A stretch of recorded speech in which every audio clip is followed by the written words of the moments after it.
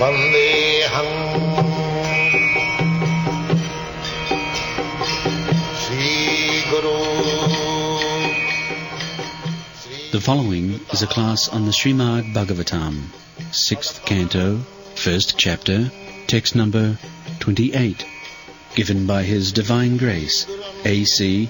Bhaktivedanta Swami Prabhupada, recorded on the 28th of May, 1976, in Honolulu, Hawaii. Sri Rupam Chakrajatam. Translation. Ajamila then saw three awkward persons with deformed bodily features, fierce, twisted faces, and hair standing erect on their bodies. With ropes in their hands, they had come to take him away to the abode of Yamaraja. When he saw them, he was extremely bewildered, and because of attachment to his child, who was playing a short distance away, Ajamila began to call him loudly by his name. Thus, with tears in his eyes, he somehow or other chanted the holy name of Narayana. Sapashahasran strin drishtva purushan patidaruna. So, at the time of death, there are so many disturbances. We have got experience, but we have forgotten. Because bhukta bhukta praliyate. But these things are observed by the sinful person. The Jamaduta, they come to take to the sinful person, not devotees. Just like the whole population of the city, they are not all subjected to the prison laws. Some criminals. Similarly, these Jamaduta go to such sinful persons. They are not all. But it is the question of Ajamila. He was so sinful that automatically the Jamadutas came and they wanted to take him. The description of the Jamaduta is there, that twisted face and very ugly looking, very fearful, and with ropes in the hand. So naturally he was very afraid, and he was attached to his son. So naturally he wanted to call somebody to save him. So he called his affectionate son, whose name was Narayana. This is the opportunity. Krishna is so kind upon his devotee. This Ajamil was in the beginning a devotee. Later on he fell down. But Krishna, Narayana, is so kind that he gave him the dictation that you keep your son's name as Narayana, so that he will be able to call the holy name of Narayana by calling his son. He was very much attached to the youngest son whose name was Narayana. So, unconsciously, he was chanting the holy name of Narayana, although he never meant that he is calling real Narayana. He is asking his son Narayana, my dear son Narayana, please come here, take your food, sit down here, play here, Narayana, Narayana, Narayana. So this was practice. This opportunity was given to Ajamila. But although he fell down from his standard of devotion and service, but he got the opportunity of chanting Narayana. Ante Narayana Smriti. And when we are afraid of something, so we chant, we call somebody who is very dear.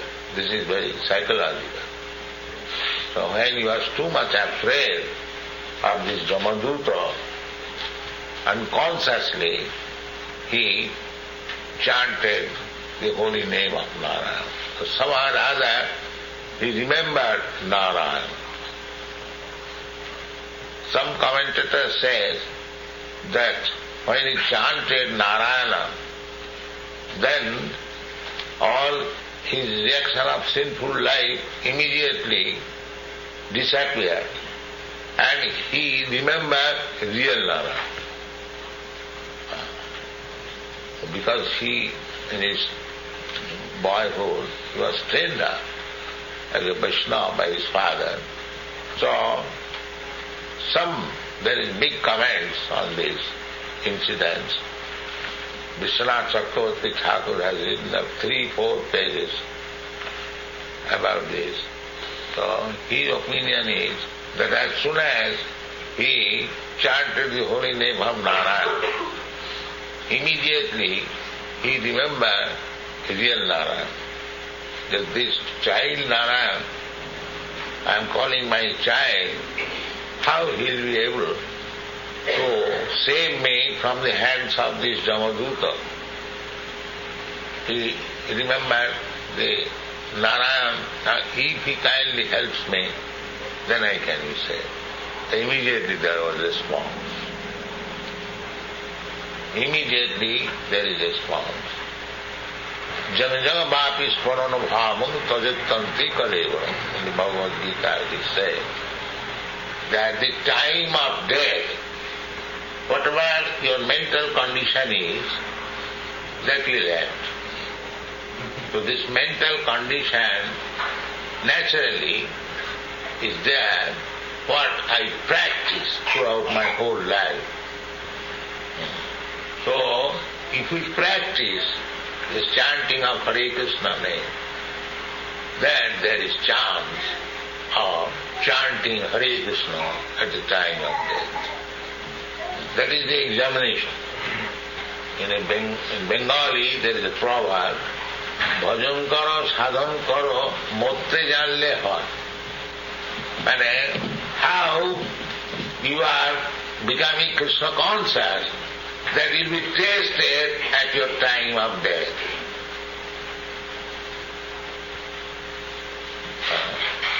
If we practice throughout whole life Hare Krishna, then there is good chance of chanting Hare Krishna, because at the time of death everything becomes disordered. The tongue becomes disordered, the mind becomes disordered. There is a verse by Kulaseka. He was praying to Lord, Adaiva Vishatumi me manasa rajahans prana prayana samaye kahuvata kittau smaranam kutaste. He was praying to the Lord, my Lord Mukunda, now I am healthy, very strong. Everything is all right. My mind is in order, my health is in order. So, I am praying to you, let death come immediately, so that I can soundly remember your name. Otherwise, natural death, it may be that on account of dissolution of the arrangement, physiological arrangement of the body, just like in sleep we forget everything. In sleep we forget everything. The subtle mind, intelligence work. I am sleeping in a nice bed, but mind and intelligence have taken me far away in the desert. And I am seeing I am in the desert. That is happening daily.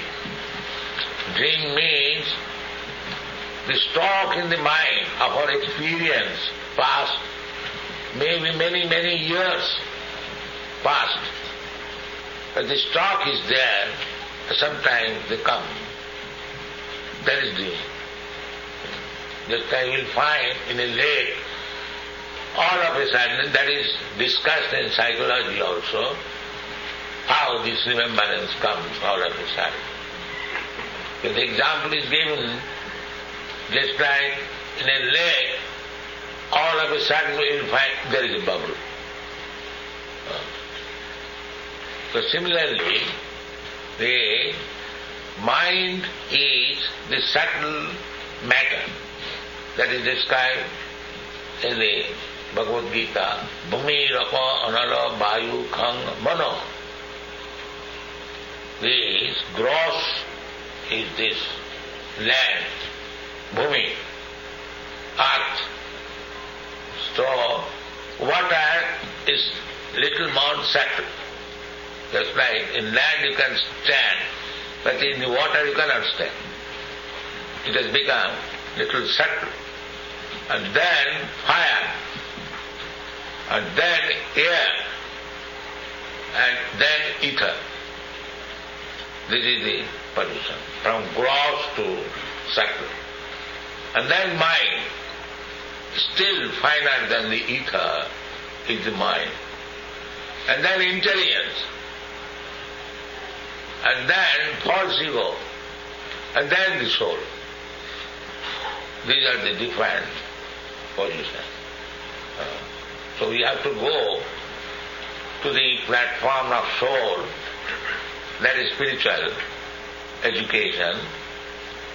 But there are so many other stages. Somebody is stopping in the mind. He is thinking that this is the final. Philosophy, poetry, imagination, the mind, mental, as we see, mostly the Western philosophers, they are stuck up on the platform of mind. They are thinking that this is the point. So far I have studied only Socrates. He has reached up to the point of soul. Otherwise all Western philosophers, they are on the mental platform. So anyway, we have to go farther. So the dreaming is the function of the subtle body, namely mind, intelligence and policy. You are not free, the subtle body. So those who have no knowledge how material things are acting, covering the soul, they at most they can think of the mind, the activities of the mind, thinking, feeling, willing, psychology, or writing some books, some mental speculation, philosophy. They think this is final. But that is not final. You have to go further to the intellectual platform, then egoism, then soul. That is described in the Bhagavad Gita. Indriyani pararahu, indriyam param manaha, manasastu paro buddhi, buddhestu ja parasa. Krishna is giving all intelligence. That a gross understanding, this indriya, the senses. So, those who are in the lowest stage of knowledge, they are in the bodily concept of life. The indriya, the senses. That's like cats and dogs. They cannot think more than that. So, but Krishna advises, no, don't stop here. Indriyani parara. Bodily concept of life, sense, pleasure, they think it is all. There is no more other thing. Those who are little above than the bodily concept of life, they find pleasure in the mind. And further, they find pleasure in intellectualism. In this way, the thing is very complicated. It requires very cool brain to understand all these things. But those who are meat eaters, they are very dull. They cannot understand. For them, the subject matter is very, very difficult. That is described in the Srimad Bhagavatam, Nidvitta tarsai rupaviyamana bhavaushadi chotra manovirama ka uttama sloka gunanuvada virajjati pumani vina pasugna. Pasugna. Pasu means life, a living entity. Pasugna. Gna means killer. So unless one who is killing himself or killing these animals, both are killing. The killing of the animal in the slaughterhouse, that is gross killing, and another killing is one who is killing himself without knowledge. That is also killing. He got this human form of life, but without sufficient knowledge, he is killing himself. Manga prapya. He cannot understand God, that is killing himself. This human form of life was given to him by nature's way. That now you understand God, but he is wasting time by surfing in the water. You see? He got the chance of understanding God. He doesn't care for that. He's unnecessarily laboring whole day in the sea, so that he is developing a mentality at the time of he'll think of swimming in the water, and the subtle body will carry him to the peace journey. The subtle body, the transmigration of the soul means when the gross body stops, the subtle body, just like this is very easy to understand, little brain is required. Just like when you sleep, your gross body is on the bed, but the subtle body takes you somewhere. So the transmigration of the soul takes place carried by the subtle body. And mukti means when there is no more working of the subtle body. This day, this annihilation of this gross body, that is not mukti. Because this subtle body will work. And subtle body will carry you to the next gross body. The soul will be carried by the subtle body, and according to his mentality, nature will put him into the seminar of a certain father, and the father will inject the seminar within which the soul is there, and then again with the mixture of oven and cement there will be formation, a pea-like body, and the soul is there and he will develop. Then there will be 9 holes, hands and legs, and when they complete, come down. Again begin your chapter. Either as cat, either as dog, or as human being, or as tree, or as plant, as aquatics. There are so many, 8,400,000. So subtle body is working. Nature's work is so fine that everything, just like the Yamaraja, immediately there. Yes, we are going to take it.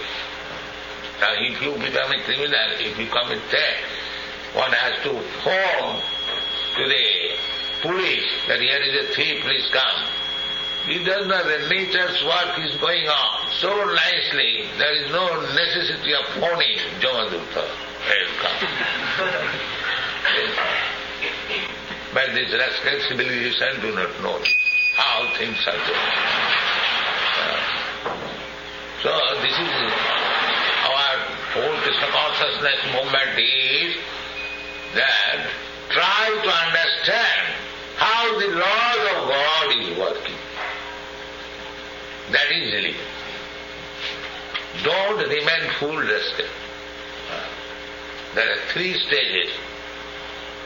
The stage of ignorance, the stage of passion, the stage of goodness, and the stage of transcendence. There are different stages.